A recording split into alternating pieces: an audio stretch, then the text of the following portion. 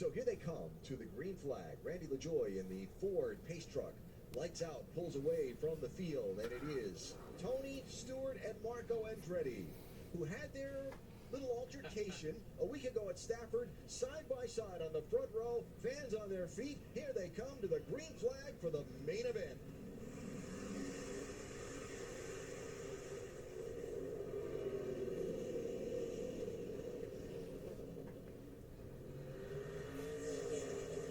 Great start from Tony Stewart there. Maybe he was just holding back. Maybe he knew how to be fast here the whole time. Curious to see how he saves his tires and stays at the front.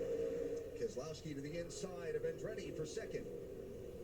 He made quick work of Marco, but Marco got right to his rear bumper very aggressively, paying him back for what he felt earlier. Next in line is Helio Castroneves in that Purdue University Indianapolis machine. Fourth in line. Helio, my teammate as of 5 days ago. We got to race together, and my brother currently goes to Purdue University, so I like that car. Looking good so far. Farther back, it's Paul Tracy in the lime green machine and Ryan Newman to his outside. Yeah, Bobby just not quite able to make that high lane work, and Kyle obviously a very, very experienced stock car racer. He knows what he's doing down there, and I'm very curious to see how he continues to make this car work, and that guy's going to learn more and more every lap. And by the end of the race, if he's saved his tires, he's going to be one to battle with for sure. Paul Tracy sails it into turn 3 to the inside of Labonte, and he'll pick up that spot. So PT on the move. PT with one of his more less aggressive moves on a fellow competitor. I respect that. But you know what's been so fun to watch is these guys who come from IndyCar racing. This is so foreign to them, this kind of track, this kind of race car, and how they've adapted over time. Talked about it when Kanaan was leading the feature last week. Talked about it when Castroneves won a main event a season ago down at Pensacola, Florida, and even for PT. So totally different for him to be in one of these kind of cars.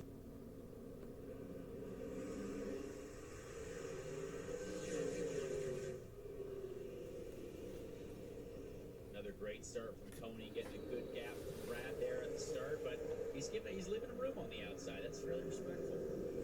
Castroneves and Andretti side by side for third. Whoa! Hang on. Little simultaneous slide there. That was beautiful coming out of 4. Here's our first significant damage of the night. Marco's got a piece hanging down from just behind his right front tire.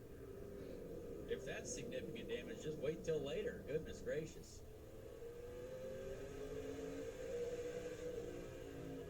Compared to last week, it's not significant, but it's the first notable damage we've had tonight. Yes. How's that? Kyle's got a great view of this battle here. He is really hoping that Marco forces Helio up just enough to slide in and take another position away. Oh, okie-dokie. Hang on, Helio. Helio didn't turn left that entire straight. Somehow I feel like the temperature inside that 06 car just got really warm. Maybe the first ever use of the term drifting in one of our races yet. Very well done. Won't be the last. Well done. Clint Boyer quietly on the move, trying to make a move on Paul Tracy there towards the back. Love to see it, because if Clint Boyer wins this race, there will not be enough beer in this county to satisfy his celebration, and I personally am excited to see that. Well, Boyer's going to get around Paul Tracy. That'll be for 8th place. Now Tracy and Haley Deegan find themselves nose to tail back there. They've had a tussle a couple of times on the track during the course of their shared SRX experience. Clint Boyer made that had that restart basically in the last row, made up a lot of spots pretty early there. He's on the move now. I just love the Clint Boyer story in general, right? Guy from Emporia, Kansas, was working at a car dealership, racing part-time, got discovered, got a shot with Richard Childress, turned it into something that became a championship and a cup career and all those cup wins, and now he owns the dealership that he was working at when he got discovered to become a racer. He's a smart guy. Oh, way up the bank in turn 4 went Haley Deegan. And it is Kyle Busch now fending off Marco Andretti as he moves up and takes the 3rd spot and kicks Marco back to 4th. Yeah, Marco's smart. He knows how these tires will fall off. Kyle does not know that yet since patient and hopefully saving some stuff for the end for an absolute shootout with maybe Tony Stewart if Tony hasn't burned up his stuff.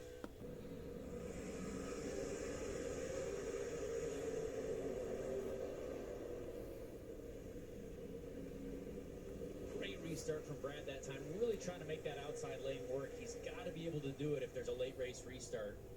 Oh, contact! 3 wide, and didn't work out. It's Andretti. Excuse me, that's Marco that got shoved up the racetrack. Yeah, it looked like Ryan Newman was the meat in the sandwich there of the 3 wide situation, and Marco got the rough end of it. So Andretti is falling back to 9th place, and up front, outside, Keselowski pokes the nose ahead. He leads that lap at the finish line.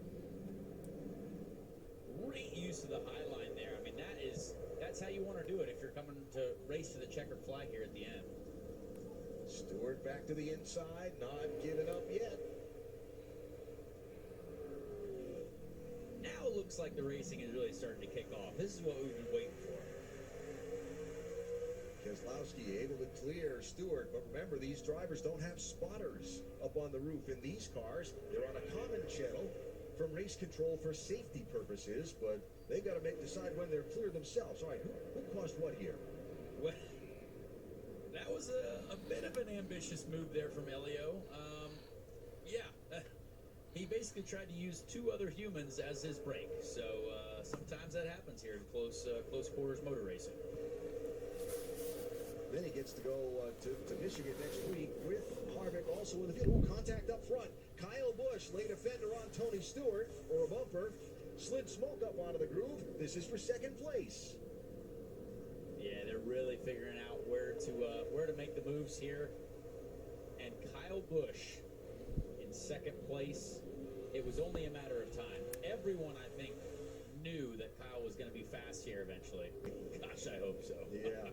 So now Kyle Busch in that red machine with the Florida Panthers logo on the hood, chasing the Camping World car of Brad Keselowski, Cup Series champion from 2012, who gets to go home to Berlin in Michigan, his home state next week. Here's Kyle Busch. He gets Keselowski and turns him around. He tried the exact same move on Tony, and Brad Keselowski was not having it. That is a darn shame. Brad is going to be very upset about that.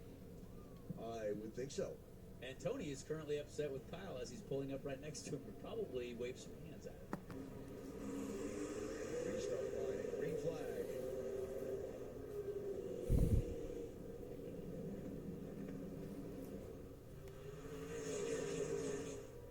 Kyle ran Tony up the track just enough to make sure he cleared him. Now he's going to want to put a gap on these guys. Stewart clears Newman for 2nd. Watching Boyer to the inside of Castro Neves. He'll take 4th. Elio had a big moment out of 2. Almost lost it while he was alongside Clint there. Meantime, poor Brad Keselowski's all the way back in 12th spot, tail end of the field.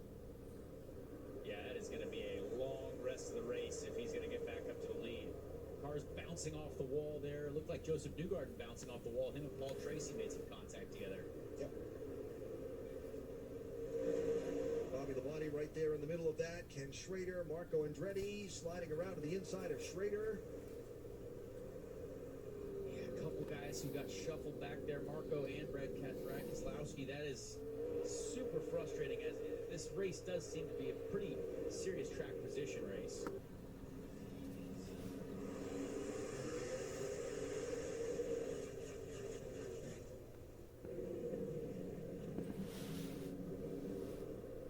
You saw there in turn 1, Kyle Busch started to peek just a little bit into the apron there and feel that grip.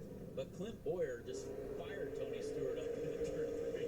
Tony got a nudge on Kyle Busch off turn 2, when Boyer got a nudge on Stewart in turn 3. They're side by side for 2nd as Kyle Busch gets away. Now Boyer clears Stewart. Great battle there between these 3 NASCAR Cup Series legends at the front. Newgarden is also down there, and he's also wrecking his former teammate Elio Castroneves. And wow, there is chain reaction. Bobby Labonte is spun around in turn number 3. Marco Andretti is spun in the stack-up. And that all after Elio Castroneves was sideways for about half the back straightaway trying to save his car after contact off turn 2. Yeah, there was enough spinning happening down the back straight into 3 that they're going to hand out X Games medals after this. And Newman lurking behind. I bet Tony Stewart is begging to get to the bottom of the racetrack right now. That seems to be where the true speed is found at the moment. Trouble front straightaway. It is Newgarden and Tracy, and they collect Ken Schrader and sweep him to the inside wall. Haley Deegan also spun around. Green flag, 10 green flag laps to go.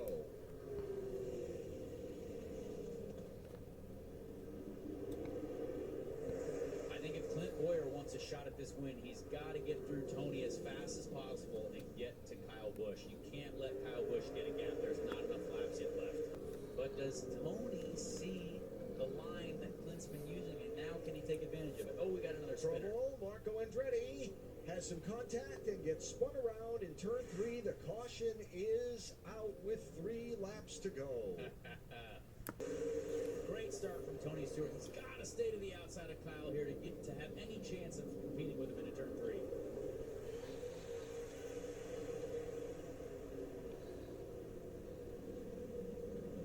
Boyer rolls the bottom. Stewart tries to roll the top, but Kyle Busch gets away. 2 laps to go. Clint Boyer is getting extra greedy with that apron. He wants all the grip possible as he tries to make this move on Tony Stewart. He's going to get it done, but is Tony going to fire him off into turn 1 with 2 to go here?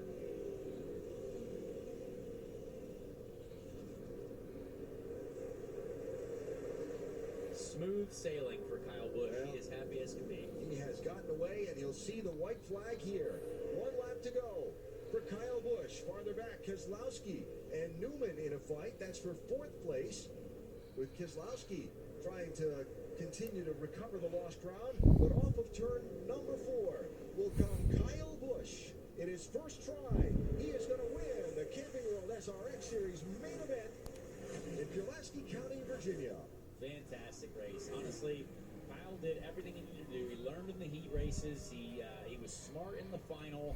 And Clint Boyer, I still think, you know, if there was a vote for driver of the night, Clint Boyer, I mean, he had to come from all the way in the back. I mean, Absolutely. that's incredible.